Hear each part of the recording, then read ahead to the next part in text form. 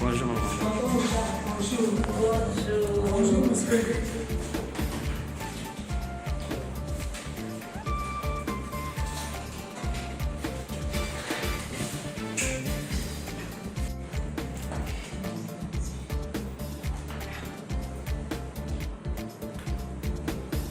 Qui aime les bonnes choses, qui aime quand les choses sont bien faites. Je suis une maman qui aime trop mettre aussi la pression, qu'il faut que ce soit bien fait, que ce soit bien fait, afin que le résultat soit éclatant. Nous sommes dans une réunion de comité de sélection de l'entreprise qui peut nous accompagner sur le terrain à chaque fois que nous bougeons. Nous marcherons désormais en commission. Ça veut dire que s'il y a des actions sociales à faire dans les villages, on ne choisira pas qu'un village. Parce que quand le choix se porte sur un village, ce n'est pas un choix. Il est unilatéral. Nous prendrons 2, 3, 4 villages et nous asseurons à table pour débattre et pour voir comment est-ce que nous allons commencer. Quels sont les villages choisis pour qu'un cœur qui agit apporte le sourire et que les sponsors de un cœur qui agit, qui est battement de cœur. Nous avons ici notre DG qui nous avons beaucoup qui est très important pour nous parce que la jeunesse, c'est la lance de la nation. Merci BCA et bienvenue dans le locaux pour notre invité qui est là. Nous sommes ici à Anka qui agit, bien évidemment.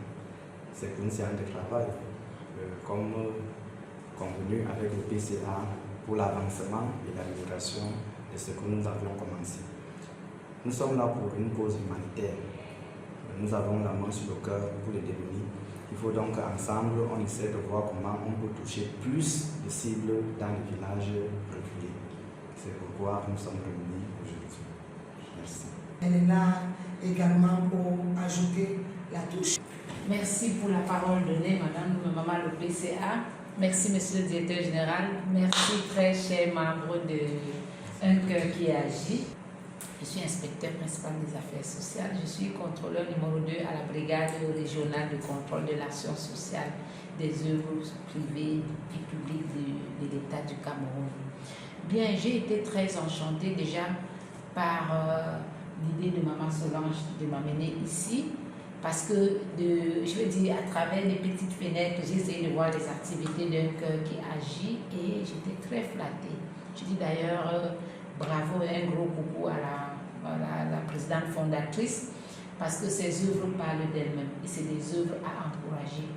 Je suis là juste pour apporter la touche sociale à ce que vous faites de très bien déjà parce que tout ce que vous faites est déjà très bien.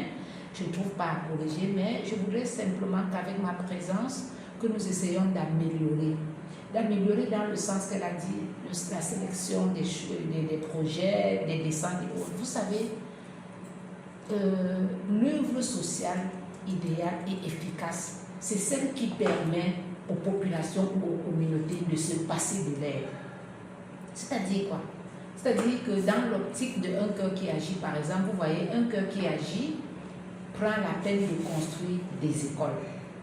Voilà un problème de résolu, voilà une éducation, parce qu'on dit souvent, un enfant éduqué, c'est un adulte de demain qu'on gagne. Alors, au lieu d'aller leur donner des sacs de riz, de distribuer de l'argent, leur donner de la sardine, on leur construit, on les apporte des écoles.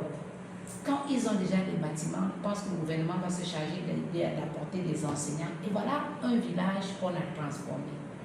En dehors des écoles, il y a de l'eau potable. J'ai vu que dans vos activités, vous construisez des forages. Le forage, c'est l'eau. Ne dit-on pas que l'eau, c'est la vie?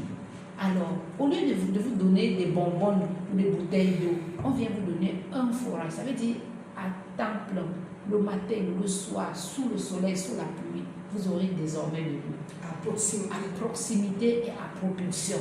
Donc, ma place ici, ce serait juste pour apprécier que ici, c'est bien de faire ceci. parce que voilà ce que la législation en la matière dit. Ici, c'est mieux d'améliorer comme ça. Donc, ensemble, nous allons pouvoir apporter ou bien polir les bouts qui étaient pointilleux pour que les populations bénéficient efficacement et efficacement de tout ce que vous apportez comme projet à l'amélioration de leurs conditions de vie. Donc, pour vous dire comment nous sommes arrivés au choix des 2 premiers villages où on va se rendre à l'ouest, à Bamena et à Bamingum. D'emblée, le choix des villages ne se fait pas au hasard. Il est question de postuler en ligne. C'est comme ça que ça se passe. Le site www.ankakiagi-associationhumanitaire.fr est notre site où la composition du dossier s'y trouve. N'importe qui peut postuler, étant en ville comme au village. Mais généralement, les gens le font, ceux qui sont en ville le font pour leur village. C'est comme ça que les gens ont postulé en ligne pour solliciter de l'aide dans leur village. Avec la haute hiérarchie, on a tablé, on s'est accordé, on a fait un choix sur 2 villages à l'ouest du Cameroun. Comme je vous disais tantôt, nous recevons des mails qui émanent des populations en faveur de leur village, comme je vois là, effectivement. Ça fait donc que quand on a reçu un mail, la haute hiérarchie reçoit le mail parce que le mail est envoyé directement dans le site de Un Cœur qui agit. On s'assoit en conférence, en vidéoconférence, on fait le choix et on table. On dit voilà tel village, on va s'y rendre. Maintenant, lorsque nous, on s'y rend, j'y vais avec mon équipe. Dernièrement, nous étions à l'ouest, à Bamena et à Bamingum. C'était le 5 et le 6 du mois d'avril. Nous avions été accueillis. Déjà, on avait un guide, comme je vous disais tantôt, c'est quelqu'un qui a émis une demande en ligne, qui a sollicité l'aide dans son village. Ça fait donc que quand on arrive, on n'est pas seul. On a un guide qui nous conduit. Il nous conduit donc à la chefferie. On a palpé du doigt les réalités. Ces 2 villages en question ont vraiment des besoins énormes. Je vais citer quelques. Le besoin créal, c'est de l'eau. Ils ont vraiment ce besoin de l'eau. Il faut de l'eau, je vais dire, d'urgence dans ces 2 villages. Maintenant, le second besoin là-bas, c'est l'école. Ça fait donc que quand nous rentrons de cette mission, ça c'était juste une mission de prise de contact et d'évaluation des besoins dans ces différents villages. On rentre donc, aujourd'hui je suis content pourquoi? Parce que nous sommes assis pour faire le choix avec quelle société qui va nous accompagner pour pouvoir réaliser les points d'eau dont je faisais allusion dans mon propos préliminaire.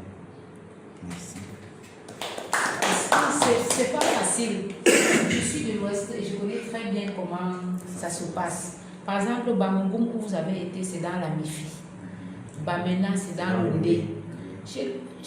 À Bamena, par exemple, c'est encore plus aisé parce que les gens sont ouverts. Mais dans la Mifi, les gens sont fermés. Si vous avez eu la possibilité de toucher du doigt et d'avoir toutes ces informations, ça veut dire que vous avez eu vraiment du tact et ce que vous avez fait est un très, très, très grand travail.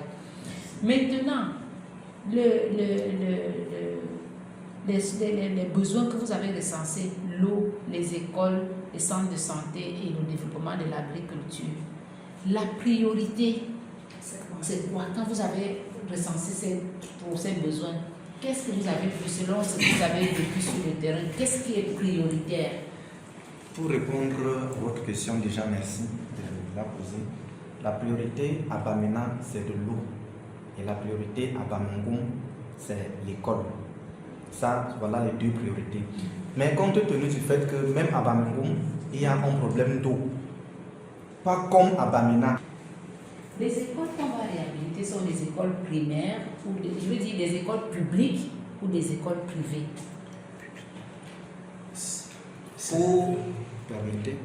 Pour répondre à la question, nous avions mis la main ou alors nous nous sommes arrêtés à l'école publique de Tuong 2. Nous devons donc nous focaliser exclusivement sur les écoles publiques parce qu'on vient dans une école publique, on construit un bâtiment, ça encourage et ça booste le gouvernement à louer à cette école des enseignants et ça favorise les enfants parce que l'éducation dans ce centre est gratuite. Vous voyez, si on réhabilite un bâtiment privé, on a développé le business de quelqu'un et ça ne nous sera jamais rentable. Les enfants qui y rentrent sont obligés de payer. ce n'est pas notre objectif. Et c'est Donc, ça, c'est pour effectivement. te dire, maman la PCA, que les écoles que nous aurons à construire ou à améliorer seront exclusivement des écoles publiques. Oui. Les besoins ont été vraiment bien sélectionnés. Nous comprenons donc pourquoi Bamena et pourquoi Bamongo dans le domaine des forages. Les deux, les forages, les pleins d'eau pour le moment et en urgence. Oui, et il faut le faire. Si on doit le faire, c'est avant le début de la saison de pluie. Effectivement, pour la réalisation de ce projet, parce qu'il fallait visiter plein d'entreprises, avoir les défis, parlons-en. Combien d'entreprises ont été visitées? Parlant des entreprises sollicitées pour nous aider dans ce travail, il faut être véridique. On a visité deux. Cameroun Trailing Construction, CDC, Geotech. Ça fait donc que sur les deux personnes qu'on a touchées sous la main, il y a ceux de la CDC et Geotech. Voilà les deux défis qu'on a pu rencontrer les gens. Les autres, c'est des défis qu'on a eu au téléphone. Quels sont les critères? Qu'est-ce qui motive votre entrée ou bien votre descente dans une structure, dans une entreprise? Comment la structure vient à vous? Vous entrez en contact comment au point de descendre là-bas? Quels sont? Voilà. Dans la règle de l'art, nous devons plutôt lancer des appels d'offres. Ça, c'est ce que nous, on doit faire.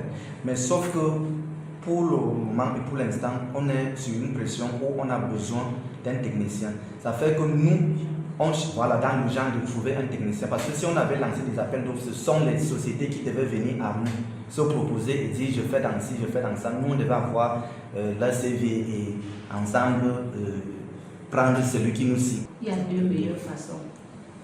Moi, j'estime que je n'ai pas la science infuse. La première façon, c'est un appel d'offres. Quand on lance un appel d'offres, les gens viennent à nous. Et quand ils viennent à nous, on leur pose de manière détaillée le problème. Et quand ils sont en face de problème, eux, ils apportent des solutions. Si les solutions nous sied, on engage avec eux. Si ça ne nous sied pas, on continue à chercher. Ça, c'est un. De deux, on peut avoir parmi nous une adresse, un contact, une connaissance, parce qu'on a vu faire. Je souhaiterais qu'on fasse comme ça et qu'on évite de dire qu'on est en urgence. Parce que si on dit qu'on est en urgence, on peut se retrouver dans la situation, les précédentes situations. Et c'est pour ça que je disais que nous ne courons pas. Prenons le temps pour chercher la graine dont on a besoin et on la fidélise. Je me retourne vers le PCA pour vous faire comprendre que vous ne pouvez pas arrêter en amont un budget. Vous pouvez dire que notre budget de fonctionnement de cette année, c'est 10 francs, n'est-ce pas? Dans les 10 francs, nous comptons faire ci, ça, ça. Maintenant, s'il s'avère que les 10 francs ne peuvent pas couvrir, on va trouver l'activité qui va couvrir les 10 francs. Et on va se préparer pour l'activité qui est un peu plus chère. Donc, on veut connaître l'entreprise. On veut travailler avec l'entreprise. Plus jamais les particuliers. Parce que les particuliers ne sont pas crédibles là-bas. Ils commencent, mais après ils disparaissent. Après ils nous laissent en chemin. Oui. Nous voulons faire un bon parcours. Pas avec plusieurs personnes. Ça ne nous définit pas. Avec un seul partenaire. Et au cours de la rupture du contrat, nous serons préparés d'avance à chercher au meilleur moment de notre entreprise. Mais je voudrais qu'avant qu'on ne se sépare, qu'on ait une planification ou bien un agencement des projets à réaliser. Maintenant, parce que les besoins urgents étaient l'eau, l'école, le centre de santé et l'appui à l'agriculture. Ça veut dire qu'on commence par le forage. Après, qu'est-ce qui suit? Ouais. Okay. Si je peux me permettre d'apporter un peu d'éclaircie à votre préoccupation. Après le forage, il était dit, oui, lors de l'inauguration, qu'on devait apporter un peu du matériel, donc du réconfort aux populations. Ça veut dire, le jour qu'on part pour inaugurer, on achète tous les écrans, de ceci, parce qu'on va réunir la population, et à cette période-là, on est. Ça c'est bien, voilà, ça c'est très bien, bravo.